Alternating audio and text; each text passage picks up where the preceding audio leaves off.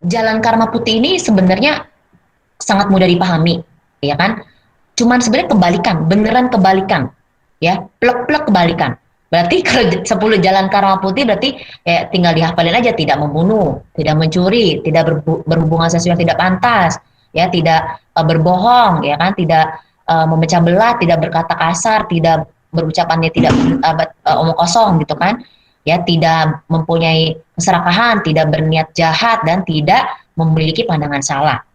Tetapi ya, di sini yang menarik ini adalah jalan karma putih akan lengkap dilakukan jika jika ya kita sudah merenungkan akibat dari karma hitam. Nah, ini yang paling menarik ya. Nah, jadi contoh satu aja gitu ya, satu aja karena dari satu ini menghindari pembunuhan atau tidak membunuh ini berlaku ke 9 ke bawahnya. Karena dia mirip, karena tadi ya uh, sebenarnya hanya kebalikan kan tadi, balik lagi ya, kebalikan dari karma hitam membunuh. Berarti apa? Karma putih menghindari pembunuhan yang pertama dasarnya adalah makhluk hidup. Makhluk hidup di luar kita. Sama kan? Sama. Nah, yang beda adalah nih motivasinya atau keinginannya, ya. Motivasi atau keinginannya, niatnya itu adalah untuk, nah ini ya, harus diingat bahwa kita harus ya mengingat bahwa akibat dari membunuh di jalan karma hitam itu tidak baik. Baru ini benar-benar jadi karma putih yang lengkap, ya. Jadi kita harus ada, setelah merenungkan, oh ternyata akibat membunuh itu nggak enak ya. Kan tadi kita udah bahas tuh, saya bisa apa namanya, sakit-sakitan, umur pendek dan segala macam. Kemudian juga saya membuat makhluk lain menderita. Nah, karena ada perenungan ini akhirnya kita memunculkan niat untuk menghindari pembunuhan. Jadi di sini kuncinya. Nah, lalu kalau di jalan karma hitam itu ada yang namanya kekotoran batin ataupun faktor mental negatif, di sini juga ada, yaitu 3 akar kebajikan, yaitu kebalikannya juga sebenarnya, ya. Tidak benci, tidak melekat atau tidak serakah dan tidak tahu, ya. Kalau kalau bahasa apa namanya, bahasa palinya gitu kan, bahasa di Buddhisnya itu aloba, adosa, amoha gitu kan. Ada cuman dipakai a doang. Yang satunya lagi loba, dosa, moha. Nah, itu ya. Nah, tindakannya itu apa? Tindakannya itu berarti upaya untuk menahan diri kita untuk tidak membunuh. Upaya untuk menahan diri kita untuk membunuh, ya. Jadi menahan diri supaya kita tidak membunuh. Supaya kita ya benar tidak membunuh. Oke? Nah, penyelesaiannya apa? Artinya kita memutuskan untuk menghentikan perbuatan membunuh. Oke, nah kita bahas nih ya untuk poin yang membunuh ini. Nanti ketika sudah benar-benar clear tentang menghindari pembunuhan ini, pasti untuk yang menghindari pencurian dan segala macam itu lebih jelas. Nah, contoh, apakah kalau kita berdiam diri di rumah doang nih, berdiam diri di rumah nih ya, kita nggak melakukan apa-apa, apakah termasuk jalan karma putih menghindari pembunuhan? Itu tidak, ya, itu tidak. Kenapa? Karena kita tidak ada, pertama, kita tidak ada keinginan untuk menghindari pembunuhan karena kan kita tadi berdiam diri itu hanya karena ya kita berdiam diri saja di rumah.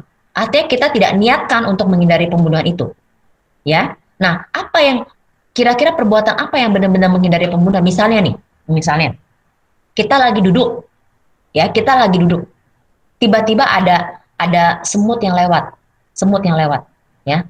Nah, kita menyadari, oke, ada makhluk hidup lain, itu udah dasarnya, ya kan? Kemudian faktor niatnya apa atau motivasinya? Nah, kita merenungkan, oke, ya, kalau misalnya makhluk ini saya bunuh, berarti saya akan mengalami akibat karmanya A, B, C, D. Lalu, oh, makhluk ini juga akan menderita. Nah, dari dasar itulah, dasar maksudnya niat motivasi itulah, akhirnya semut itu dibiarkan untuk tetap jalan, ya. Kemudian 3 akar kebajikannya apa? Berarti kan karena adanya ketidakbencian ataupun tidak benci ini bisa juga termasuk ke ulas asih, ya, termasuk di sana. Artinya saya membiarkan semut itu pergi, ya kan? Nah, tindakannya itu ya kita membiarkan semut itu pergi. Kemudian penyelesaiannya ya kita sungguh-sungguh memutuskan untuk menghentikan perbuatan membunuh. Maksudnya tadi ya benar-benar kita tidak melakukan apapun kepada si semut ini. Jadi ya yang paling penting dan menjadi kunci adalah kita merenungkan dulu akibat dari karma hitam, lalu kita memasukkan renungan tersebut ke dalam niat kita untuk tidak membunuh. Ya, nah dari sini ya kita dapat kesimpulan bahwa ketika kita duduk diam doang nih tidak melakukan apapun, kita bukan berarti lakukan karma putih.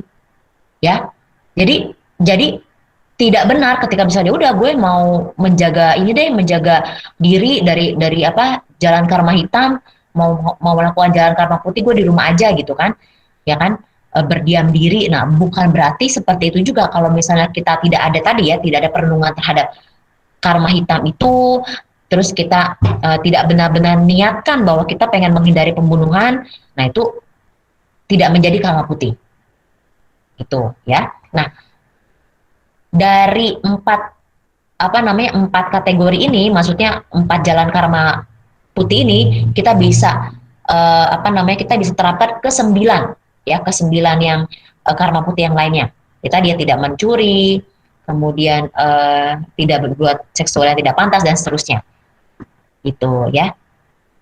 Nah, tadi kan kita bahas nih akibat jalan karma hitam. Nah, akibat jalan karma putih juga sama, ada 3. Ya, akibat yang matang sepenuhnya, kemudian akibat yang serupa dengan penyebabnya, sama akibat yang menentukan lingkungan, sama aja.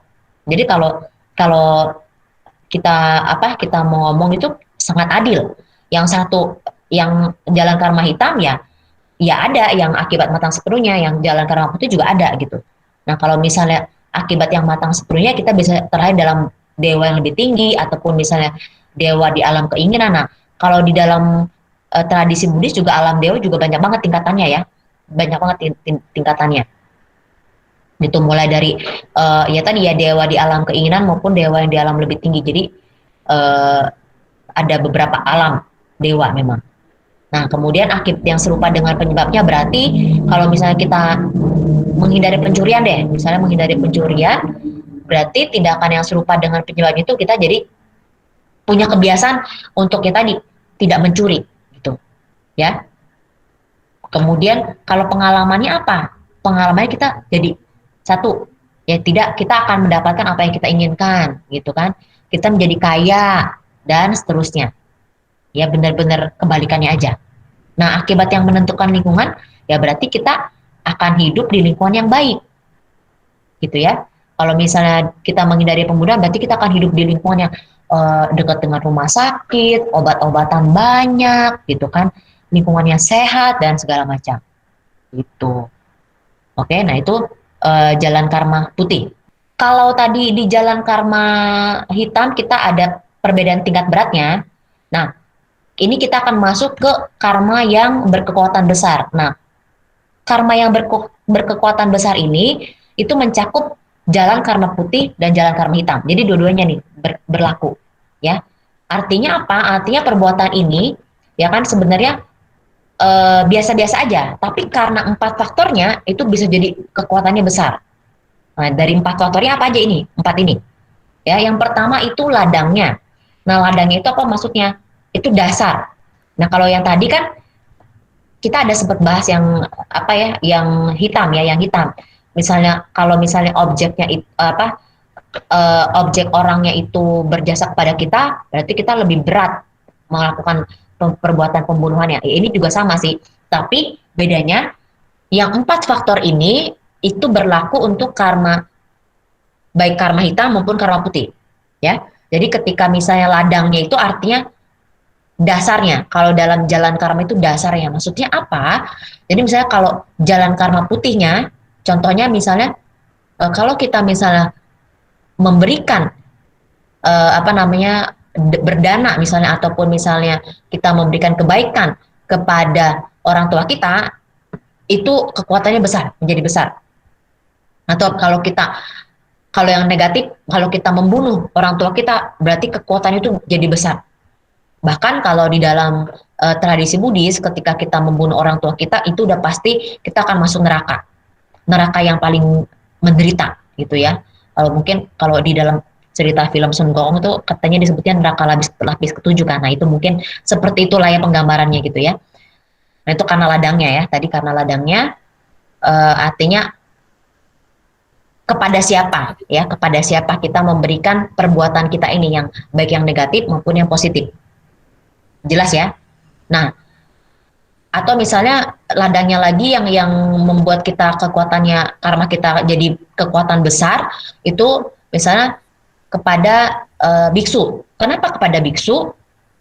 Itu menjadi memberikan kekuatan yang besar ya, atau misalnya pastor gitu kan ya, atau misalnya pemuka agama, karena mereka memiliki sila ya, memiliki sila yang lebih dari kita. Sila itu aturan moral. Jadi mereka apa namanya bertekad mengambil sila ya yang lebih banyak ataupun lebih besar daripada kita. Misalnya kalau di tradisi Buddhis ya, misalnya kalau umat biasa itu kita ambil misalnya 5 sila. Nah, kalau seorang biksu itu bisa mengambil 227 sila. Gitu ya, 227 sila. Kebayangkan berarti beliau menjaga dirinya lebih apa ya? Lebih strict gitu ya dibanding dengan kita. Nah, oleh karena itu akhirnya memiliki kekuatan yang besar ini. Gitu. Ketika kita melakukan sesuatu baik yang positif maupun yang negatif kepada biksu. Oke? Nah, karena pelakunya itu di sini maksudnya apa? Pelaku berarti kita, subjek kita yang melakukan. Nah, bagaimana si pelaku ini melakukan karma jadinya berkekuatan besar? Nah, ketika pelakunya ini mengambil sila, ya mengambil kayak misalnya gini, kita pada saat kita bangun tidur, terus kita misalnya kita bertekad, oke, saya bertekad nih selama 1 hari ini saya akan menghindari pembunuhan. Jadi ada tekadnya tuh, ya ada tekadnya di awal. Nah, artinya ini akan memberikan kekuatan yang besar, kayak gitu ya. Jadi sudah berjanji duluan gitu, tanda kutip. Karena kan jadinya dia menjaga diri dengan baik kan, kurang lebih kayak gitu ya dari sisi pelaku, ya kan. Nah, sama misalnya kalau misalnya si pelaku ini saya seorang biksu, misalnya saya seorang biksu nih, saya melakukan perbuatan baik dan perbuatan buruk juga akan memberikan efek yang lebih besar dibanding dengan misalnya yang umat biasa atau yang orang biasa, gitu ya. Jadi ladangnya tadi kepada siapa, ya kan? Pelakunya berarti si pelaku atau si subjek, ya. Nah, objeknya itu apa? Objeknya itu maksudnya contoh kalau misalnya kita berdana, kan kita misalnya melakukan perbuatan baik, misalnya kita memberikan makanan, ya. Bisa juga kita kalau di dalam Buddhis itu kita bisa memberikan yang namanya maaf termasuk dana kalau di tradisi Buddhis ya, kita memberikan maaf.